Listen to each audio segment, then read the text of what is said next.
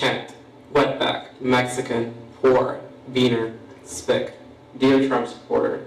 My name is Dagoberto de Jesus Acevedo, and I'm a first-generation immigrant from the country of El Salvador. And yes, immigrants are important in American society.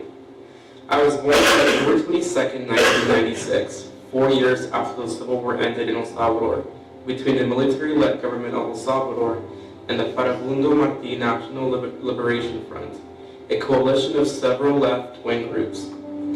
To this day, it is confirmed that over 75,000 lives were taken during the war. The war also included the terrorizing and targeting of civilians by death squads and recruitment of child soldiers for the military. Now, as I grew up in El Salvador, I witnessed the after effects of the war, leading me to never dream big as a child, because my mind accustomed itself to believe every place was like mine. Every single day became a battleground between survival and making it home that day, since crime rates spurred like wildfire on a day-to-day basis. Luckily enough, I was blessed with a family that served as my backbone. Now, with all the memories I vividly remember, there are two that I cherish exponentially to this day from my childhood. The first one was when my mother brought a homeless boy home with us after school. I watched her shower him, feed him, and place my clothes on him.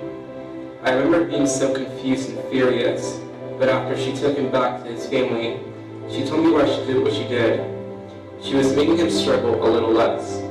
That day, she showed me the importance of giving back when we can, even if it is just one person at a time. As the years progressed residing in El Salvador, I lived a life of lessons and questions. I always asked myself when I would be fortunate enough to meet my dad, and it wasn't until when I was 7 that I did. This moment is the second one that I will cherish until the end of times. In 2004, my family and I arrived to our new home, the United States of America, after we were granted visas, green cards, and passports. The night before our flight to America in the morning, I remember shutting the world out and locking myself in my grandmother's bathroom because I knew I would never see my extended family again. I had no idea what to expect from this place known as America, and it wasn't until the plane landed that I knew everything was about to change. When I first hugged my dad and other relatives, I felt uneasy and confused on why they all seemed happy. And it wasn't until later on in life that I understood how difficult it is to be granted residency in the U.S., especially for 4 family members. I remember my first day of school in America vividly to this day. My twin sister and I were placed in the same classroom with Miss Kreisel, the teacher that taught me how to say hello properly. I remember sitting down in that classroom feeling isolated, but ironically enough, as I looked around, there were different shades of skin in that second grade classroom. But even as a child, I knew it wouldn't remain that easy, at least not for too long. As the years progressed, like any other child growing up, I faced challenges. However, my challenges were far greater than I could face at the time. At a young age, I encountered racism and discrimination due to not understanding and speaking English well, and of how dark my skin color was. There would be days that classmates would go out of their way to make sure I knew I was of different color and of different background, and this treatment continues to this day. There are various things I can mention about my childhood that have affected me in multiple ways, but I want to focus this documentary between my high school and college years, specifically to assert how immigrants were not only important, but also influential in the society. During high school, I was not involved in organizations and clubs, and if I'm being honest, I didn't apply myself as I should have academically. However, I did know 2 things I wanted to accomplish. 1, I wanted to be the first one in my family to graduate high school, and 2, I also wanted to be the first one in my family to attend college. During my high school years, I found my passion for the arts, so I ended up applying myself and took AP art courses, dance academy, and fashion academy. While taking courses, I developed what I believe was my sense of calling at the time. So while having the thought of applying to schools, I ended up applying to a total of 9 schools, and towards the end of my senior year, I had been accepted to all 9 schools, most of them with different scholarship amounts. The order goes as follows. January 26, 2015, Bluefield College with $24,000 in scholarship. January 31st, 2015, the Savannah College of Art and Design with $12,000 in scholarship. February 10, 2015, VCU Arts. February 11th, 2015, Virginia Commonwealth University. February 13, 2015, Roanoke College with $44,400 in scholarship. February 16, 2015, the School of the Arts Institute of Chicago with $54,600 in scholarship. March 4th, 2015, the Maryland Institute College of Art with a presidential scholarship, and the MICA Recognition Award, both adding up to $60,000 in scholarship. March 5th, 2015, the School of Visual Arts in New York City. And March 11th, 2015, the Cleveland Institute of Art with $72,000 in scholarship. After receiving all the offers, I had the hardest time selecting which institution to attend. But I was full of fulfillment because, like mentioned, as I grew up, I never dreamed big. So at the moment in time, I had so much hope for our successful future.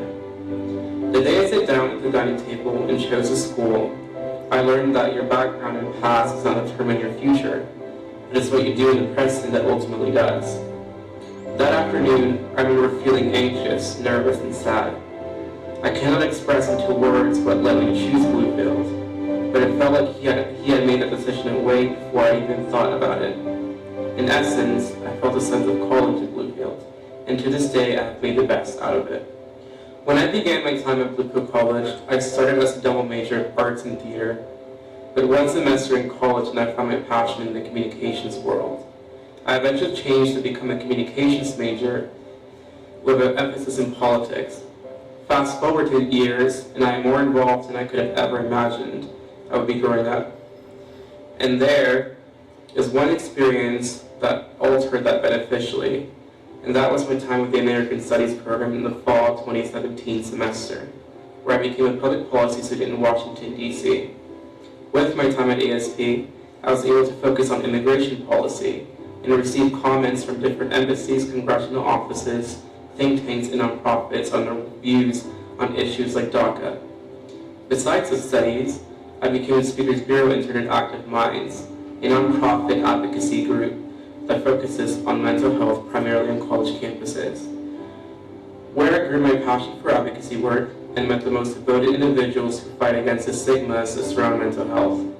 So to my Active Minds family, thank you for the work you guys are committed to. Participating in an internship was life-changing.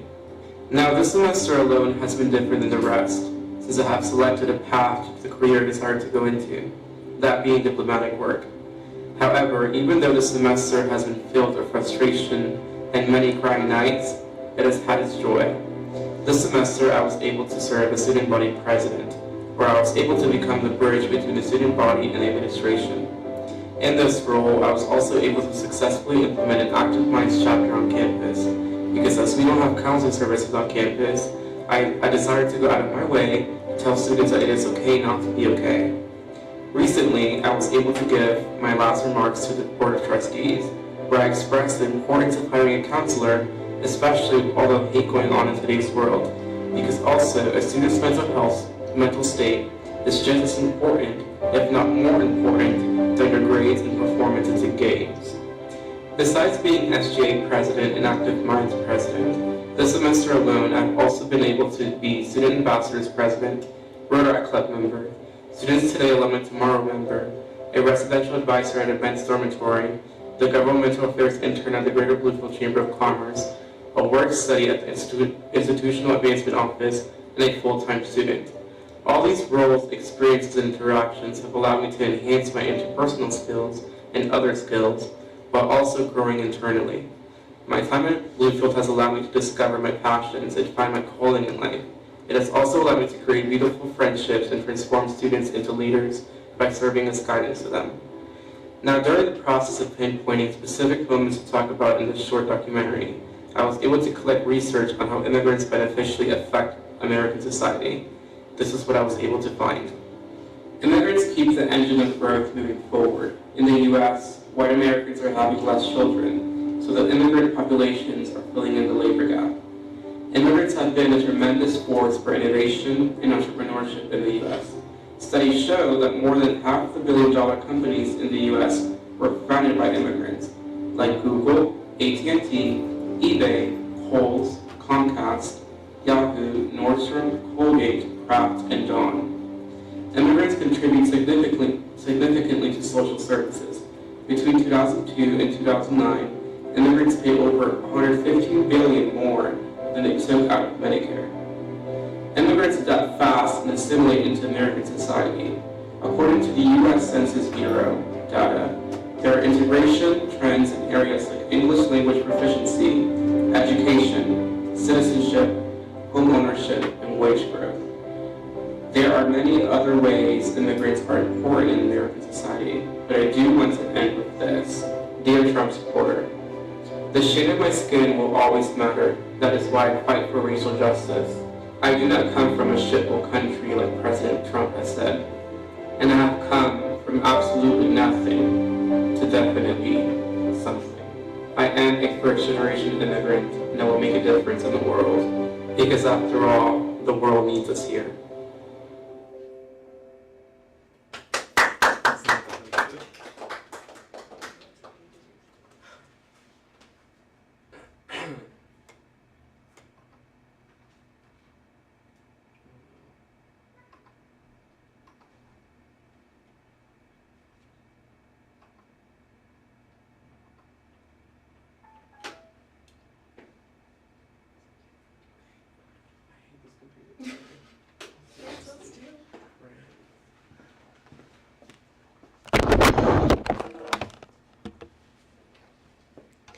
A 1,050,000 lives.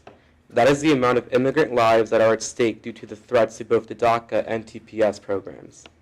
The lives of individuals who are perceived to be some sort of threat to the country, but are actually like all of us in this room this morning. They have dreams, aspirations, they love just like all of us. But most importantly, they have loved ones waiting for them to return home each day. Like the documentary expresses, I am a first-generation immigrant. I know what it means to feel different and overcome racial injustice. Something I am still battling to this day with different members of society, specifically those who oppress me into a box, simply because my skin tone is far darker than theirs. I have loved ones who are afraid to leave their homes each morning to take some sort of transportation to a job where they are paid minimum wage. But they do this in order to provide food at their home tables each day. Truth is, there are 3 lessons I want you all to leave with this morning.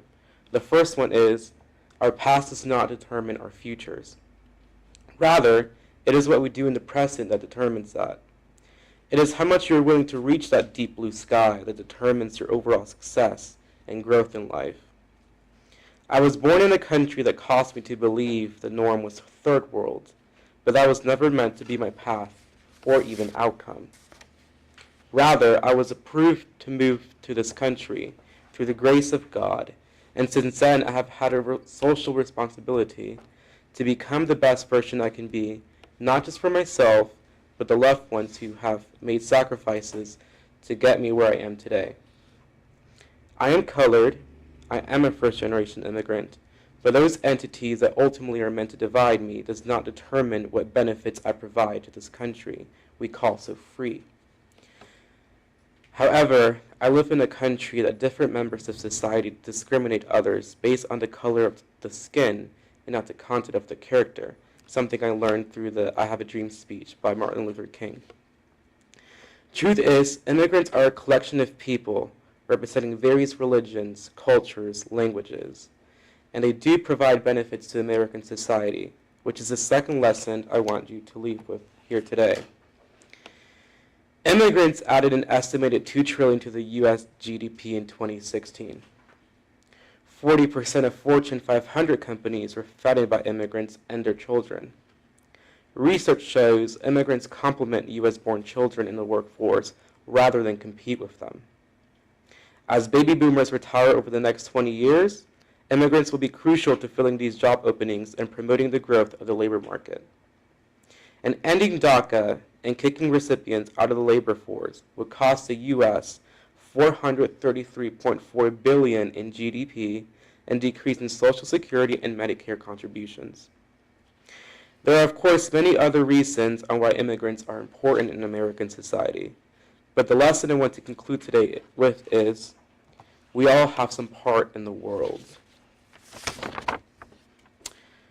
Who we love should not matter. What we believe in should not matter. The pigment of our skin should not matter, not how light or how dark it can be. Where we come from should not matter. What we do may matter, but not for groups of people who desire a new prosperous life. And even though having legal documentation does matter in this country, what should matter more is what we are doing to help those undocumented people who desire to stay here. Immigrants have a part in the world just as much as you and I both do. If they decide this country to become prosperous in, let's become that safe haven and provide the resources for them to become successful in and aid this nation in becoming the top dog it used to be. But before we do this, let those members of society who discriminate and oppress be willing to become open-minded to this issue that has been drowning for far too long. I decided to share my story to assert to others, just like me, that it is up to us to tell America that there are outstanding products in the immigrant population. I went from a child in poverty to student body president, and I've gone from absolutely nothing to definitely something. But I must remind myself that my story is just beginning.